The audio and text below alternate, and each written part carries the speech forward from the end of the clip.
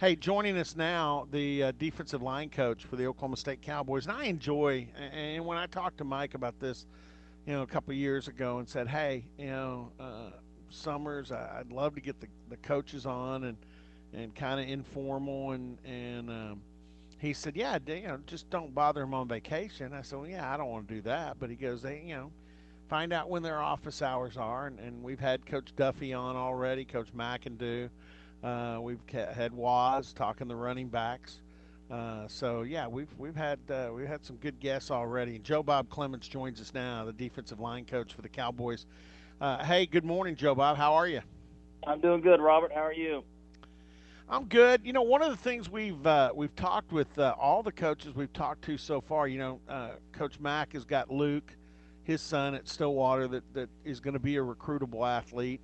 We talked to Coach Duffy's got his two sons that they play a ton of youth sports, and then Coach Waz, he just had his first, so that may be a ways off for him. But I've kind of talked to these guys a little bit about the crossover between being a coach and being involved in sports and being a dad, and you've got a different situation. You've got a college athlete, in that your daughter plays volleyball at the college level, and I know you're really proud of her. And at the same time, being a coach, was there, I don't know how much volleyball is in your wheelhouse, but the temptation to being, crossing the line between dad and coach, because I know I kind of did that some with Katie, and she finally looked at me one day and said, "You're not my coach. Just be dad." How did that work for you, or how has it worked for you? Yeah, especially with my daughter, when it comes to the actual fundamental aspects of her playing volleyball, I pretty much just stay away from it.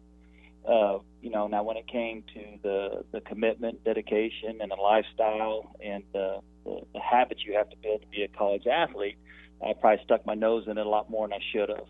Her mom's mad at me right now because I didn't let her come home this summer, made her stay up there so she could work out throughout the summer. I figured she'd do better up there than she would back here. So it's a fine line. I mean, when I go to the games with all my children, I try not to look at it from a coach aspect and just try to sit back and just enjoy the moment, watching them play, watching them compete. Well, and the thing too with that as well, is your background. I've always found interesting because the stories I've read, the things I've heard from the folks up at K State, you were as a player, and a student athlete, you were a self-made man. You were a walk-on that came on, and you're one of those many products out of Coach Snyder's program that he's, I know, really proud of. Guys who, hey, I mean, no criticism intended, maybe overachieved, or maybe people just missed out on Joe Bob Clements. Whatever, you went from being a walk-on to being an all-conference standout player. Yeah, I've described my playing career, and of course, it just went through college. Really, it's a lot like an old pickup truck. I just drove the hell out of it till it couldn't run anymore, and probably got better mileage out of it than I should have. It had a hell of a time in the process of wearing it down. So, Well, and you know what? If you can do that with some of your players as a coach and get them to do the same thing, that'd be great. oh yeah, Let's talk a little bit. Let's talk a little bit about the defensive line. I think there's some apprehension with coming up this year because so much was lost. You look at the production Jordan Brailford had. You look at some of the other guys that were on that defensive line from last year that graduated. It's a pretty big turnover. it is. It's probably I would say it's the biggest turnover I've faced in my career. I mean, it's been common to have these interviews and have these talks, and you discuss, losing your two interior guys, or losing your two edge guys, or losing one of each, or losing the Emmanuel Ogba's, the Vincent Taylors, the Quentin Osborne's, even clear back with the Calvin Barnett's. How are you going to replace them or reproduce their production? This year's a little unique to where we lost a lot of our main football players that took a majority of the snaps. So I could definitely understand why there's some implications along with it.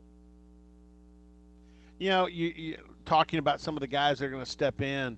I don't know that people realize what kind of engine that Brendan Evers, and I think Brock Martin too, but Brendan is definitely a guy you see every day, and plus you hear the things about him in the weight room with Rob Glass. So you've got some guys there that are coming back that no doubt have the desire and they're willing to work as hard as it takes. And Brendan's certainly an example. Oh, there's no doubt about it. And some of the limitation of these guys' experience has to do with they were a little bit younger, and there's a gap between them and the guys we had playing last year. So it wasn't necessarily justifiable to have them on the field as much as maybe they deserved or much as they were capable of doing. But I'm excited about Brendan. I think he made some major improvements from last fall to the end of this spring. He's always been a serious football player. It's always been important to him. He's always worked tremendously hard, and so I'm excited to see some of the fruits of his labor pay off this fall. Yeah, and again, Brock Martin, who is a guy, I think those of us that are in, follow high school football in the state and even high school wrestling, I'd seen him win a state championship in wrestling. I also saw him play in football. And Brock Martin is a guy that is homegrown that I think has a lot of possibilities. I think he's very similar to Brendan. Different positions, different type of athlete makeup, but I would say a very similar mindset that success is important to them, team and individual. They're going to do what it takes to help the team, but they're going to work their tails off individually to make sure they're the very best. They're tough football players. Brock's a tough football player, and he makes it important to them. And in the same verbiage I use with Brendan, he made a tremendous amount of improvement this spring and showed that he can adequately fill in that Leo position and do some good things for us. Always like to tout junior college guys. When you got a kid that coaches junior college, you want to feel that level of football is still very important. And I think your defensive line shows it, both with a guy that played last year, came in from Trinity Valley, Mike Scott, and is certainly a talented pass rusher, and then picking up an inside guy, this last recruiting cycle in Sione SC. Talk a little bit about what those two guys bring to the table. Well, generally speaking, with junior college players, it's usually their second year. That's the great thing about it, and the bad thing about it. It's usually their second year when they truly grasp and understand, and then you have for one great year, then they're gone. That's the bad thing about it. The good thing about it is Mike's going into his second year. He's been a part of this now. He's been through the winter conditioning and the summer program. He's been through a season. A lot of times you don't know until you know. So he's been there and done that, and I'm looking forward to him to making some big strides and being a very productive member of our defense come next fall. And then a guy people forget about, Amadou Fofana, he redshirted last year coming out of Highland Community College. He's worked extremely hard. He kind of came in behind the eight ball, had shoulder surgery, so he missed most of the summer, and then had a minor knee injury in training camp that ultimately led to him.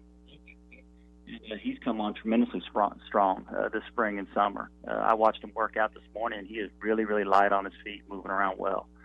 Sione, you're getting a mature player. He's older than your average college athlete, having gone on a mission coming out of high school. But you're playing in a bowl game against Iowa Western, and the nose guard of the losing team is getting defensive MVP.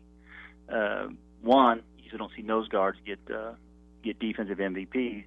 Two, usually it's not on the losing team, the guy that gets it. So, Sione provides some maturity and definitely provides some size and strength on the inside. He's weighing right around 315, 320 right now.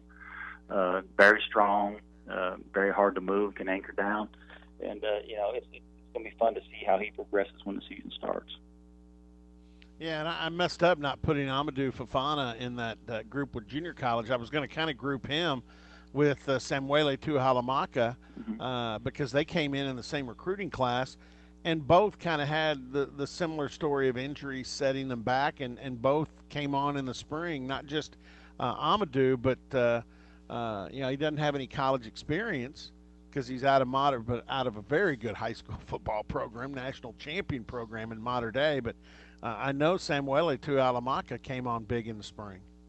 He did. I'm excited about Sammy. He's still going to go through some growing pains, being young.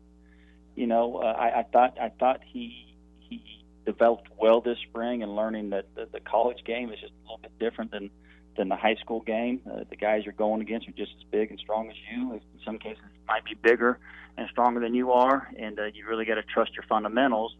It's kind of a step-by-step process. You got to put one step before the other in having success, and it'll be fun watching him. He'll go through some growing pains, but he's a guy that if I had to pencil in a depth chart, just list on guys that I would trust to help us win that first game, he'd definitely be in that group. Yeah, and the good thing for people who are wondering about defensive line and how many guys are there that can help is I'm not done. I haven't mentioned Cameron Murray, who's been in the program for a while.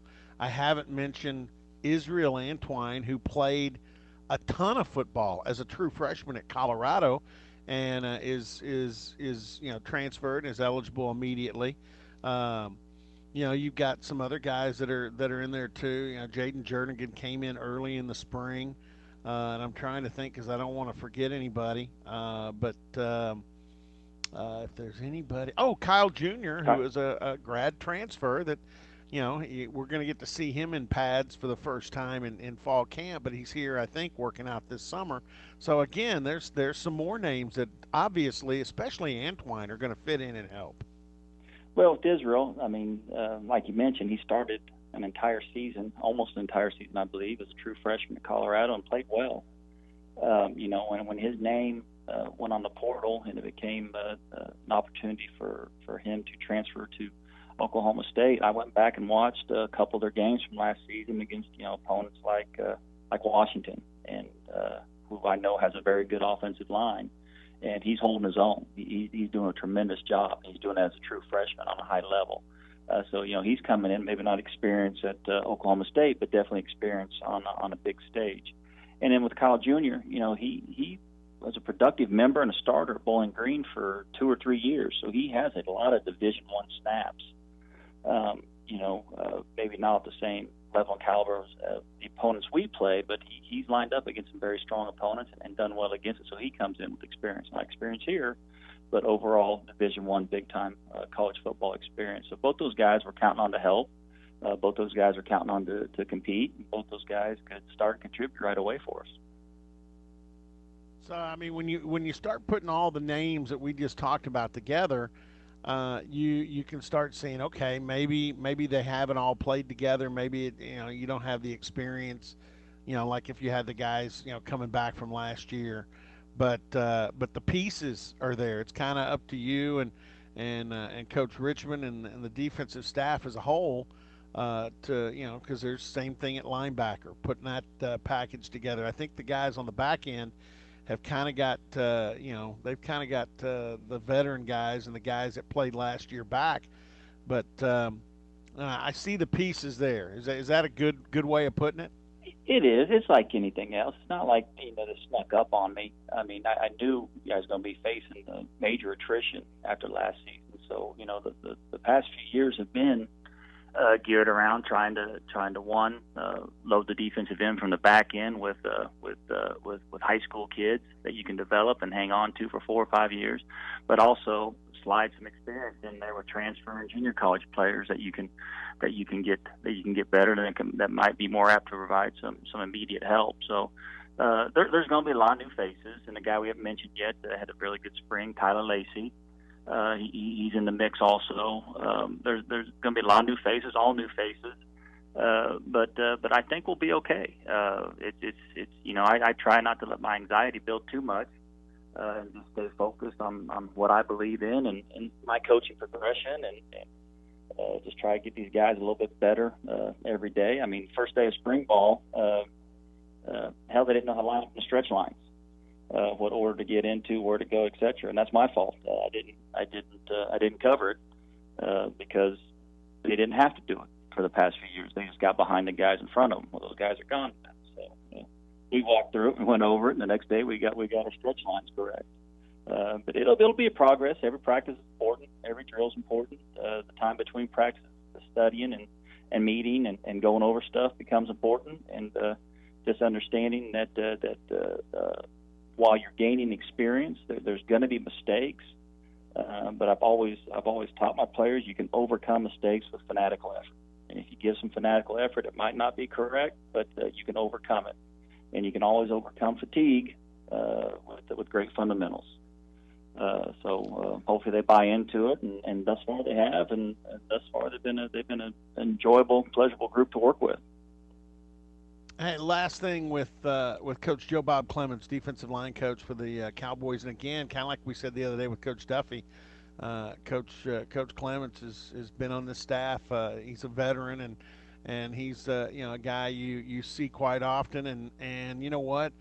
If you have any anxiety, I can say this: when I'm out there watching practice, I don't really sense. When I look at you, I don't see a lot of anxiety. So I think you're hiding that well if you got any at all. But it's a matter of balance and productiveness and non-productiveness. Well, the one thing I was going to ask you, and it kind of puts you on the spot, but I've been put on the spot a lot because I know you're good friends with Josh Henson, as I am. I've known Josh since I covered him when he was playing for Pat Jones, and he moved from linebacker and became a starting offensive guard. You also are very familiar and coached on the staff at K-State with Charlie Dickey, and I hated to see Josh go, but Coach Dickey, and I know I've talked to you, about Coach Dickey in the past before he was coaching here, what kind of job he did at Kansas State and what kind of coach he is. So I was going to ask you, what's it like to have Coach Dickey? Because people don't realize in practice, the offensive line and the defensive line spend a lot of time together. Pass pro, one-on-ones, inside drill, all that. So you're around him quite a bit.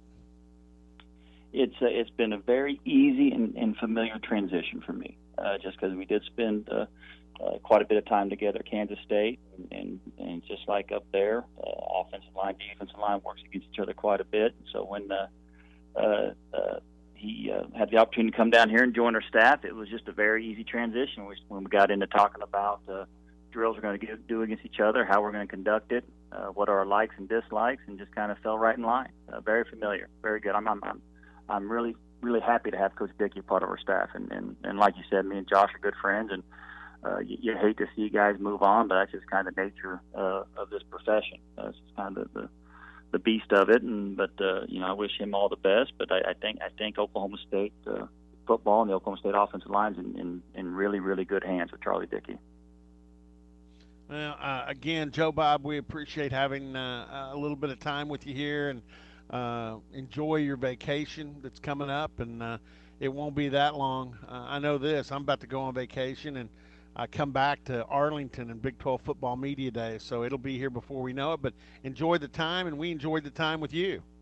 All right, Robert. I appreciate it, as always.